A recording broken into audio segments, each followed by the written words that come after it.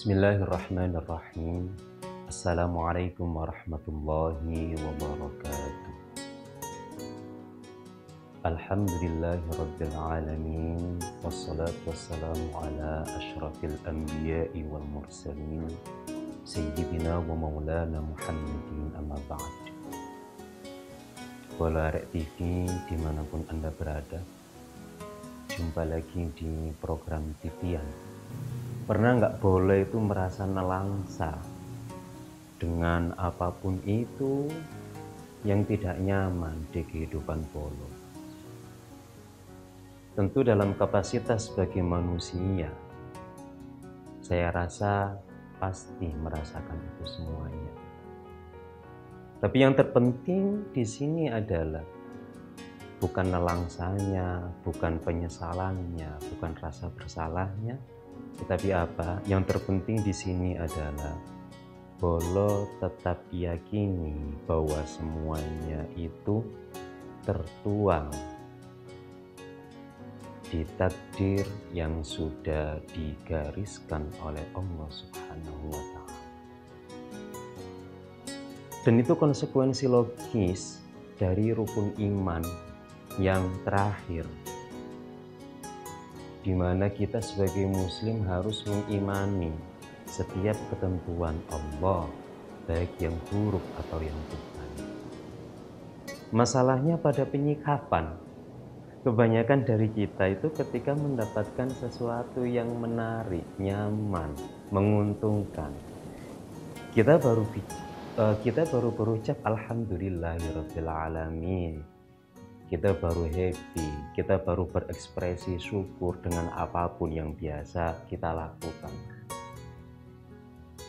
Tetapi kadang-kadang ketika dihadapkan dengan sesuatu yang mungkin itu tidak nyaman dirasa, seringkali alhamdulillah ini tak pernah terlintas, jangankan terucap, kepikiran naik gak blas gitu. Spontannya orang ketika nelangsa nangis, itu masih standar, untung nggak sampai syakau. Tapi kalau Bola Arek TV saya rasa tidak sampai seperti itu. Syukur-syukur bisa langsung mengembalikan rasa tidak nyaman itu. Astagfirullah, ini sudah menjadi garis Allah. Dan ditutup dengan alhamdulillahirabbil alamin. Sesungguhnya dalam Al-Quran itu, apa sih konsekuensinya kalau seseorang itu nggak pinter? Alhamdulillah. Apa sih konsekuensinya kalau seseorang itu nggak pinter legowo dengan apa yang dia hadapi dalam kehidupan ini? Kalau kita cermati, ternyata di ayat itu ancamannya luar biasa. Jadi bagi siapapun hamba yang tak cukup pandai mensikapi rasa syukur, itu ancamannya luar biasa Bolo ternyata. La in syakartum la azidannakum. Kata Allah, jika kalian mampu bersyukur dengan sepenuhnya syukur sampai merasa happy di tiap keadaan, janjinya la azidannakum, pasti akan aku tambahkan. Ini yang seringkali diingat oleh semua orang. Kalau bersyukur itu konsekuensinya itu pasti ditambah. Tetapi jarang, atau mungkin sudah tahu artinya. Lanjutan ayatnya, wala in kafartum inna adzabi lasyadid. Sebaliknya jika kalian kufur nikmat, kafaro itu bisa bermakna ingkar nikmat, bisa bermakna menutupi, kafir dan seterusnya. Kita tidak fokus pada pembahasan etimologis. Barang siapa yang ingkar nikmat, inna azabi lasyadid, sesungguhnya azabku itu pedih. Ini lampu merah betul ini. Jadi yang Maha Kuasa ini serius mengancam mereka yang nggak pandai bersyukur. Orang itu sudah ngerti dan paham kalau pandai bersyukur itu pasti ditambah. Sementara jarang orang menyadari. Kalau sebaliknya bagaimana? Kalau tidak pandai bersyukur bagaimana? Inna adzabi lasyadid. Sesungguhnya azabku sangat pedih. Itu baru di Al-Quran loh. Belum lagi Allah Subhanahu wa Ta'ala itu menyatakan kemarahan yang tertuang dalam hadis qudsi sahih. Wah, ini Allah marah betul di situ. Bagaimana redaksi kemarahan Allah? Tetap di titian Polo, kita akan lanjutkan setelah ini.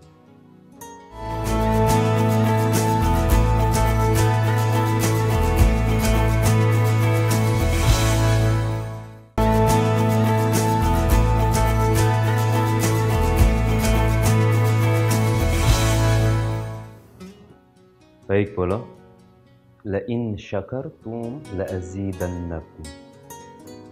Kata Allah, jika kalian pandai bersyukur, la azidannakum, pasti aku akan tambahkan.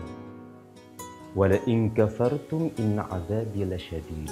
Jika kalian kufur nikmat, ingkar nikmat, maka ketahuilah sesungguhnya azabku pedih. Ini adalah statement kemarahan yang Maha Kuasa kepada siapapun makhluknya yang tak kunjung mampu bersyukur. Itu baru di Al-Quran, belum lagi di hadis qudsi sahih dalam berbagai redaksi. Di antaranya, wa man lam yashkur ala na'ma'i wa lam yasbir ala bala'i falyatlub rabban siwa'i falyakhruj min tahti ardi wa sama'i.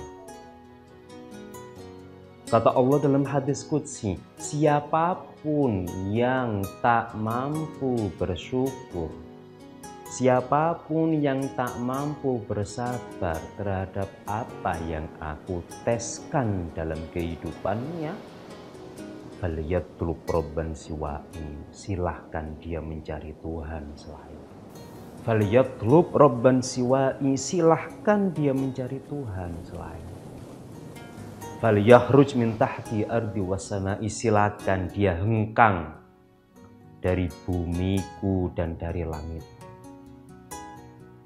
Coba bayangkan, yang Maha Kuasa sampai marah sedemikian. Falyatlub rabban siwa'i, golek o pangeran sakliyaku. Ini kan luar biasa statement kemarahan yang Maha Kuasa yang tertuang dalam hadis qudsi. Makanya Bolo, perspektif atau dalam pandangan tasawuf atau sufisme, seburuk-buruknya hamba itu hamba yang mengeluh. Kenapa demikian? Karena berdasar ayat tadi dan hadis qudsi tadi, itu bagi sufisme itu mengerikan sekali. Membayangkan sampai yang Maha Kuasa ngusir dari semesta itu sudah luar biasa kemarahannya. Loh, sudah begitu loh, nyata-nyatanya beberapa di antara Bolo, atau jangan Bolo deh, kalau Bolo kan api-api wong. Beberapa manusia itu ada yang dengan mudahnya menyalahkan keadaan. Kadang-kadang ada yang dengan mudahnya mengeluh oleh sebab sesuatu yang remeh. Kadang-kadang yang mohon maaf Bolo, beberapa orang mungkin di saat stres atau depresi sampai berani menghakimi dalam tanda kutip Allah Subhanahu wa Ta'ala dengan ucapan, ya Allah, apa apa salahku? Kok saya sampai begini ya Allah? Salahku apa ya Allah? Dalam perspektif sufisme, ketika seseorang hamba saat stres, depresi, mengeluh terus bilang, ya Allah, apa salahku ya Allah? Itu lancang sekali. Coba kita teladani ayah kita, baginda Nabi Adam alaihissalam. Baginda Nabi Adam secara gentle bersujud di hadapan Allah dengan mengucapkan Rabbana zalamna anfusana. Ya Tuhan kami, ya kami telah zalim terhadap diri sendiri. Wa illam taghfir lana, dan jika panjenengan tidak mengampuni kami, lanakunanna minal khasirin, maka kami pastilah menjadi orang-orang yang merugi. Itu ayah kita, boloh. Begitu gentlenya ayah kita mengakui di hadapan Allah, ya Tuhan kami, sesungguhnya kami zalim terhadap diri kami. Itu Nabiullah Adam. Kemudian Nabiullah Yunus alaihissalam, saat beliau dilahap ikan dan berada dalam perut ikan itu selama sekian malam, karena para mufassir berbeda hari, berapa masa. Kemudian apa yang dilakukan oleh Nabiullah Yunus alaihissalam ini? La ilaha illa anta, tiada Tuhan selain Engkau ya Allah. Subhanaka, maha suci Engkau ya Allah. Inni kuntu minadh dhalimin, sesungguhnya aku termasuk orang-orang yang telah berbuat zalim. Coba boleh perhatikan, dua nabi, ayah kita dan Nabi Yunus. Belum lagi kisah beberapa orang saleh yang dengan gentle ketika dihadapkan dengan sesuatu takdir yang secara kasat mata nampak tidak nyaman. Nabi Yunus di dalam perut ikan, yang beliau lakukan gentle, mengakui, ya Gusti Allah, saya salah, mohon ampun. Lu sementara mohon maaf, beberapa orang modern saat ini kadang-kadang dengan mudahnya, ya Allah, sholat malamnya bagus, menangisnya oke, tetapi sekali dia, ya Allah, kok saya begini sih? Ya Allah, kok saya, takdir saya kok ngenes gini sih? Anda belum seberapa pula dibandingkan dengan apa yang dialami oleh beberapa orang saleh. Gentle pula jika memang bersalah. Lalu pertanyaannya adalah, bagaimana sih supaya kita itu mudah untuk mengaku salah di hadapan Allah Subhanahu wa Ta'ala? Jangan kemana-mana, bro. Kita akan lanjutkan setelah ini.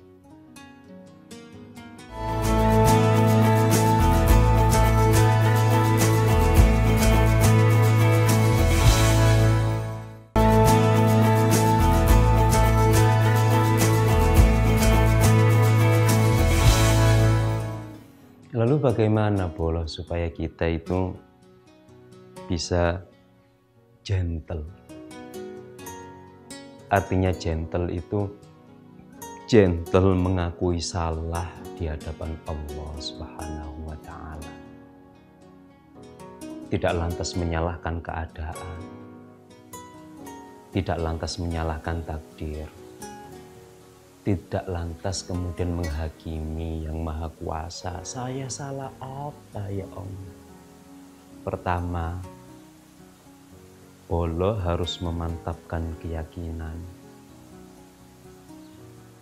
bahwa sebagaimana yang tertuang dalam surah Al-Fatihah dan dalam mushaf tertulis di semua surat kecuali surat Al-Bara'ah,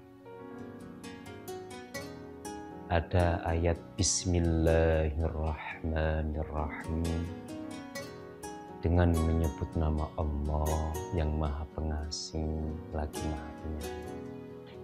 Nama Allah yang diperkenalkan sendiri oleh Allah Subhanahu wa Ta'ala kepada kita ada sejumlah 99 yang dikenal dengan Al-Asma Al-Husna.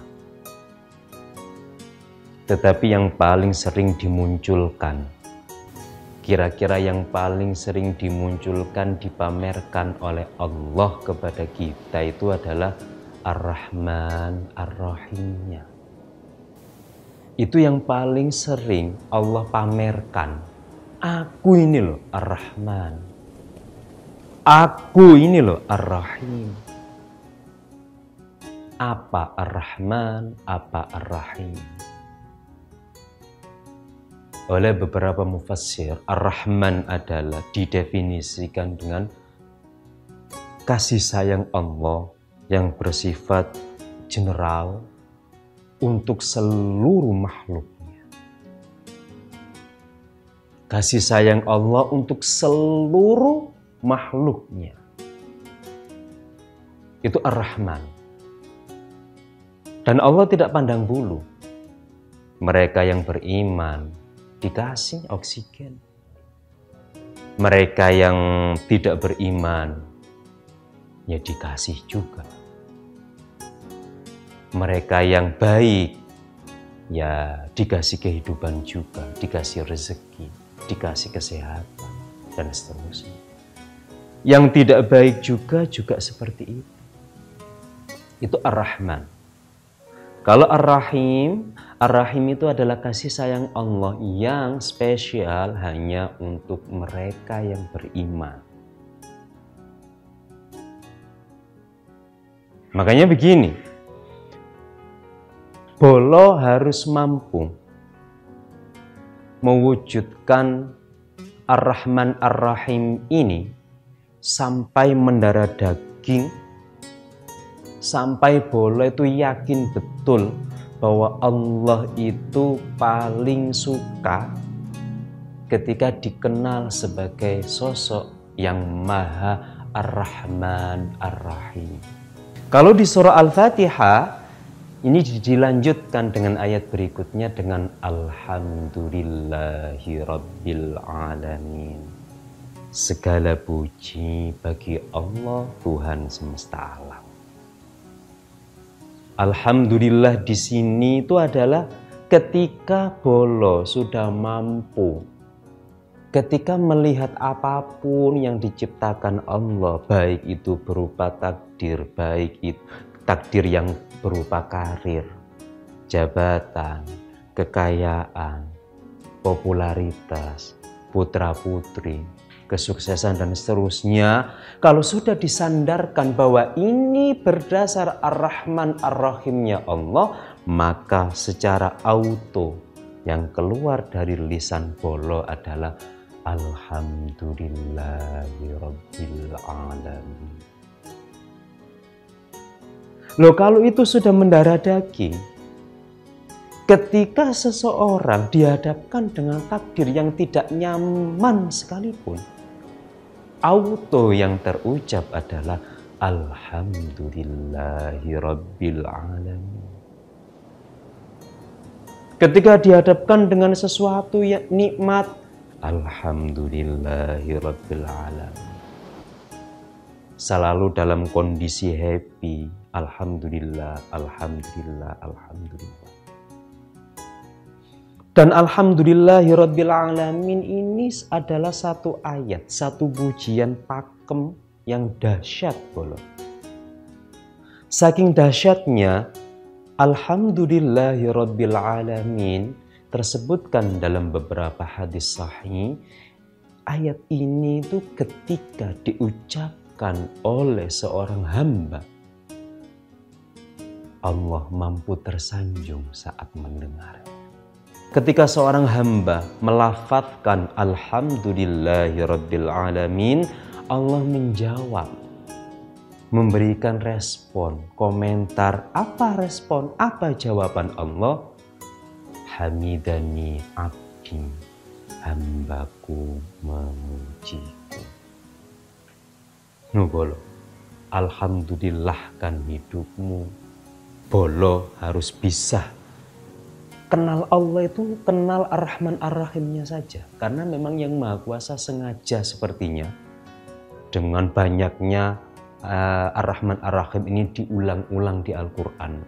Seolah-olah Allah Subhanahu wa Ta'ala lebih ingin dikenal sebagai Ar-Rahman Ar-Rahim. Darah dagingkan itu dalam kehidupan, maka bolo akan selalu Alhamdulillahirrabbilalamin, Alhamdulillahirrabbilalamin, Alhamdulillahirrabbilalamin. Semoga bermanfaat. Jumpa lagi bolo di episode berikutnya. Ihdinas siratal mustaqim. Wassalamualaikum warahmatullahi wabarakatuh. Arek TV